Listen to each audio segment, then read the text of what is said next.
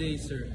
Short speeches seems easy, but they're actually tougher because every second matters. With limited time, you need to grab the attention of your audience immediately and be clear from the start. So my main point here is that short speeches are harder because they demand focus and clarity. There's no room for errors or detours. You need to be specific from the very start of your speech.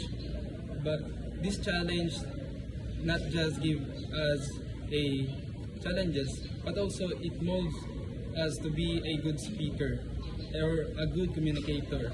So next time, if you're just given a minute, you have the chance and be a good communicator to your audience. Because effectiveness is not only measured by length, but also with clarity. Thank you.